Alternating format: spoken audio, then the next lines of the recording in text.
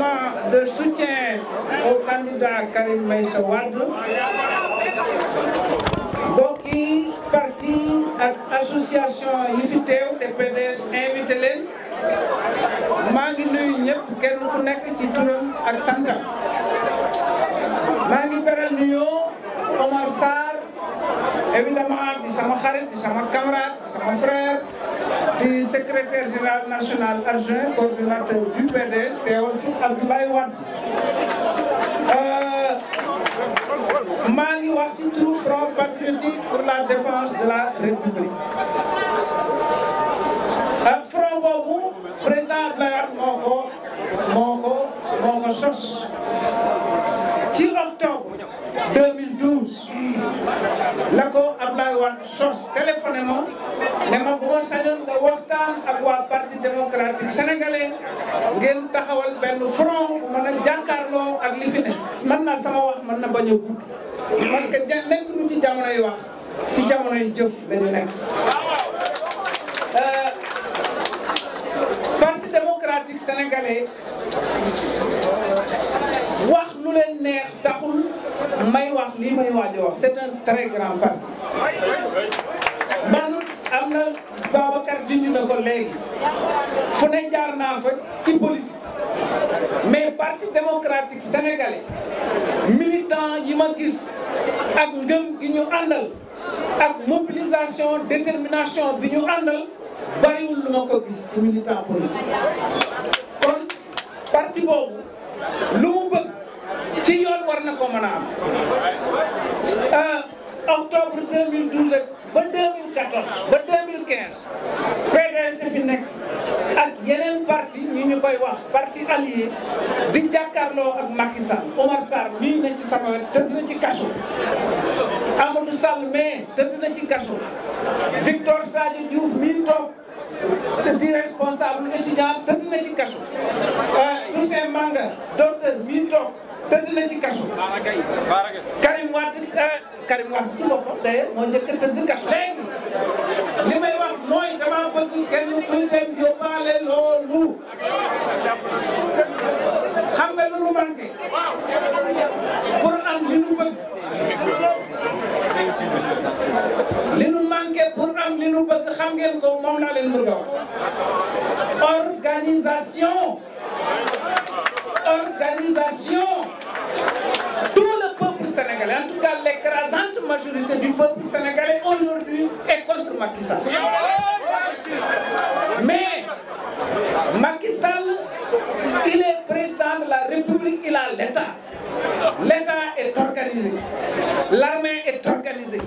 la gendarmerie est organisée, la police est organisée et disciplinée. Nous ne sommes pas organisés et parfois nous ne sommes pas disciplinés. dama ne man damay wax rek parce que li may wax fii damay bëgg fee fukki at su ma fi yàlla bàyyee ma man koo nettali ku ne fii ci waa PDS bëgg na Karim Wade doon candidat doon président de la République mën naa wax sax ne kenn ku ne jaral na la sa bakkan waaye nag su ngeen organisé wul si on n'est pas organisé du sotti du rek PDS toute l'opposition lay wax xam ngeen ne le 4 septembre bii passé la newoon ci mbooloo Sandaga àddina la waaye on n'était pas organisé donc bu ma sañoon daal suñu fi jógee parrainage bi c'est très bien justement Macky Sall baare ay adversaire am surtout ñi mu gën a ragal Karim Wade mi tey moo tax mu dugal parrainage waaye gis nga un crime n'est jamais parfait un crime n'est jamais parfait gis nga parrainage bi processus la boo xam ne opposition bi mi ngi ciy jaar ñëpp ñu doon nelaw dinañu yeewu ndax parrainage ñëpp ñu inorganiser woon dinañu organiser ndax parrainage et c'est ça que je vois comme loo xam ne Macky prévoir ko te nar naa am donc suñ fi jógee nañu organiser commune par commune quartier par quartier ngir yàlla organiser leen seet leen yeneen militant opposition yi ne ci quartier bi ngeen àndandoo nekk benn xool nu mu tuddati les responsables de l'APR parce que ku ci réew ña koy màbbal du taageenu rek ña ne ca kaw di bind déedéet ña ca suuf di téye carte yi di nëbb carte yi di jënd carte yi ñooñu la de su ngeen ko diggaalewul ak ñoom bàyyi leen ñuy def ay ñaawteef ngeen di dem di boole waxuñu loolu fu ñu defee ay ñaawteef diggaale leen ko ak ñoom moo gën ngeen leen fa ñukk di dem di boole ca Omar Sarr wala Babacar Gueye wala responsable ba amul benn njëriñ am mbéy boroom a koy fajal boppam lii daal laa ci bëgg na maa ngi jégalu lépp xam naa ne gudd naa waaye laajoon na xëy na ma sànni ci yooyu kàddu gloire et victoire au PDS et à l'ensemble des forces démocratiques de ce pays. Merci. fàttali ko ne manit nag bokkoon naa ci ñi investiroon Karim Wade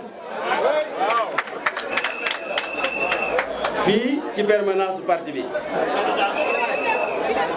dama désisté woon au profit du candidat de Karim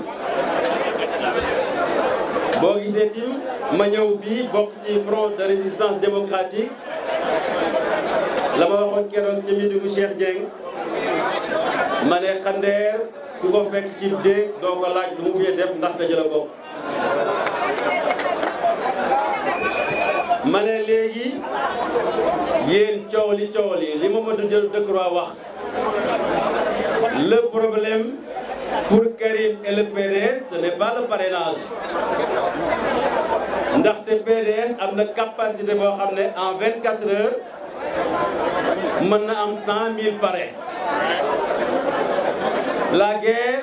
le problème wax ngeen ko mooy se mobiliser pour que li Macky Sall bëgg a def Karim Wade bañ a nekk candidat à l'élection présidentielle loolu bañ a mën a am c'est le seul combat aujourd'hui qui vaille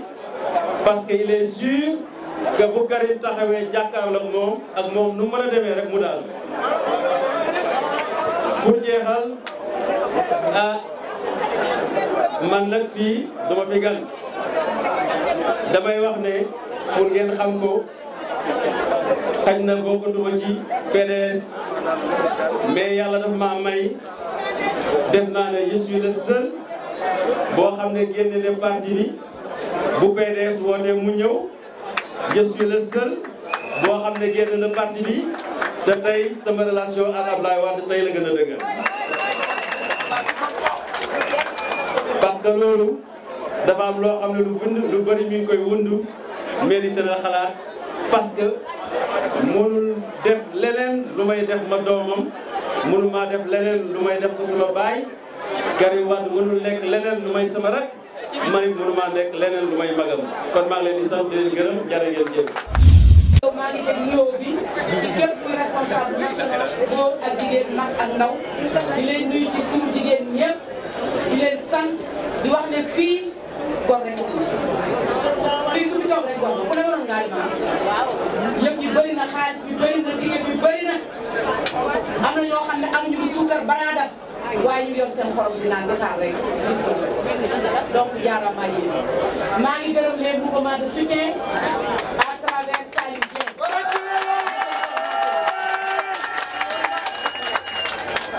may nuyu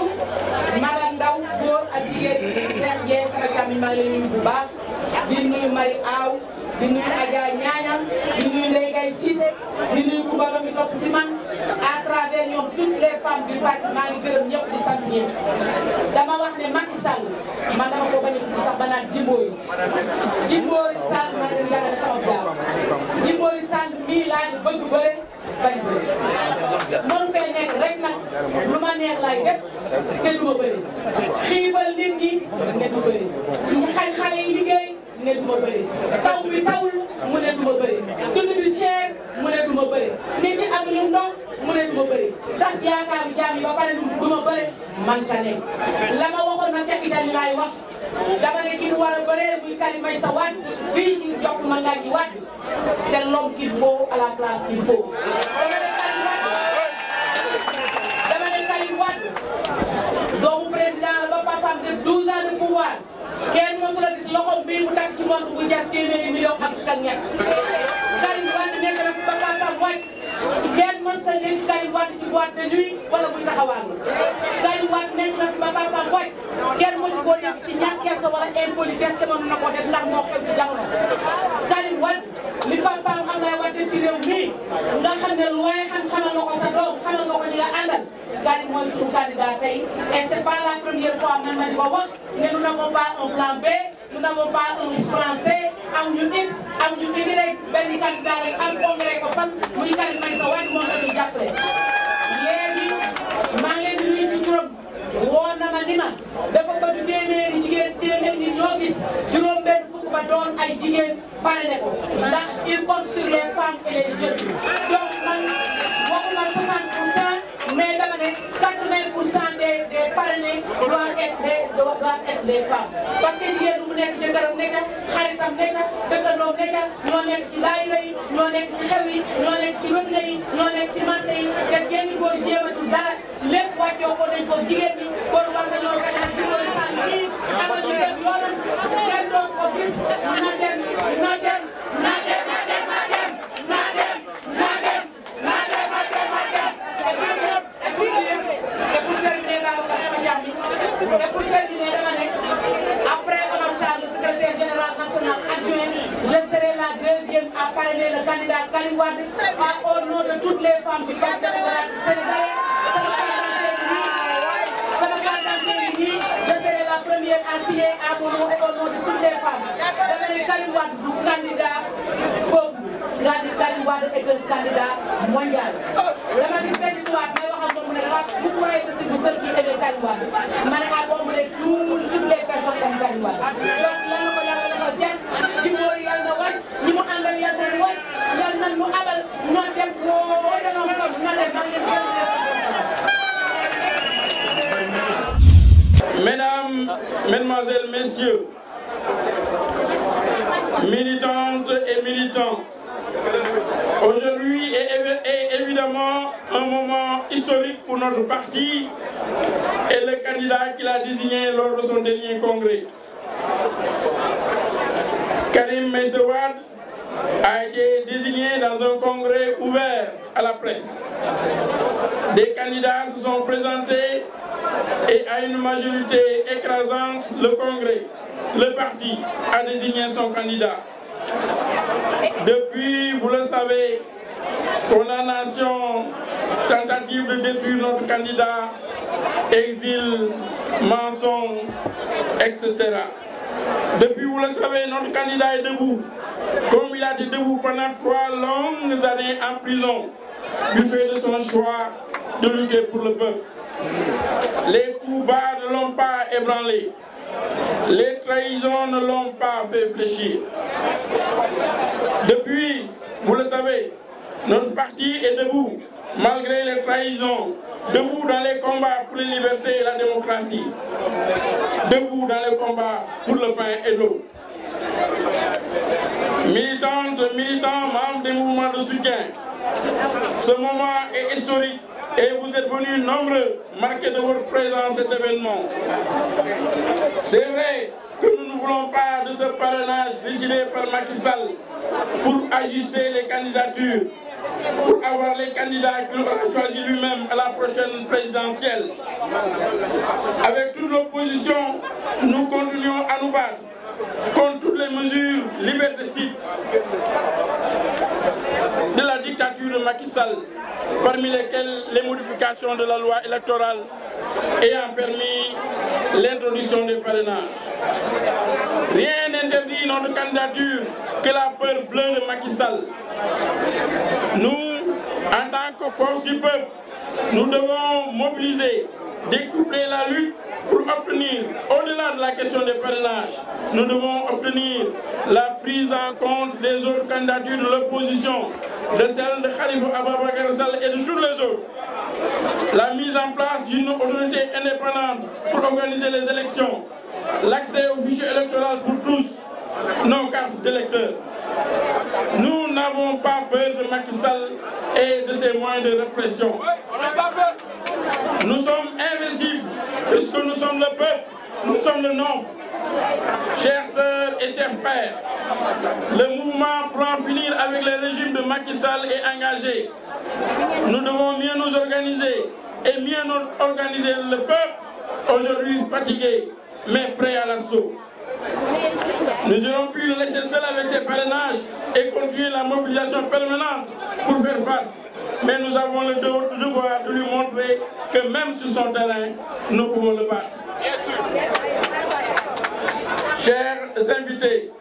le PDS va commencer les parrainages de Karim Meïssa Wade, mais il appelle déjà les partis, les syndicats et les organisations de la société civile qui le souhaitent à s'organiser avec lui pour la collecte des parrainages et l'organisation d'une candidature unifiée pour la satisfaction des revendications du peuple et le redressement national. Nous lançons la campagne nationale dès et dès jeudi. Nous serons dans les 45 départements du pays pour expliquer et organiser la collecte des parrainages. Symboliquement, le président Abdoulaye Wade a signé le premier parrainage pour Karim Meïssa Wade. Le peuple est fatigué de Macky Sall. Il n'en veut plus. Il symbolise l'échec, la misère pour le peuple, la corruption. Macky Sall, c'est le recul pour le Sénégal, le manque d'eau et la triche aux élections. La collecte des parrainages sera pour nous la première étape de la consolidation de la candidature de Karim Meïssa Wade. La deuxième étape sera comptée avec l'arrivée de notre candidat. Dans les prochains jours, il vous dira quand il viendra et nous lui dirons comment nous l'accueillerons. Le Sénégal, la démocratie sénégalaise a besoin de notre candidat. Nous savons bien entendu que le régime fera tout ce qui est à son pouvoir pour l'empêcher. Mais Karim Meïssa Wade, c'est notre candidat, l'unique candidat du Parti démocratique sénégalais, nous l'avons dit. Nous devons le lui dire, le lui répéter à Macky Sall. Macky Sall n'a pas à choisir un candidat pour nous. Il le sait. Tous les sondages le donnent battu. Il ne lui reste que son arme favorite, la triche. Nous le connaissons mieux. Nous avons maîtrisé son plan de triche.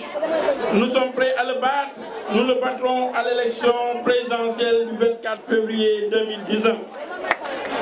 Aujourd'hui, nous allons porter nos parrainages dans les villes comme dans les villages. Nous allons expliquer et convaincre. Dans une semaine, nous viendrons là pour vous présenter notre plateforme informatique et vous pourrez mesurer déjà la progression de notre initiative. Vous allez signer, nous allons tous ensemble signer les parrainages de Karim Meïssa Wade. C'est comme cela que nous allons gagner l'élection présidentielle du 24 février 2019. kon nag dama ni gërëm seen mobilisation bi yéen ñëpp yéen a ngi fi kontaan nañu bu baax a baax yéen ñëpp waroon ngeen wax mais nii la demee ma balu ak bu baax a baax ci ñu mën a jël ñu seen kàddu kontaan naa bu baax a baax yéen leen jëf en avant pour la victoire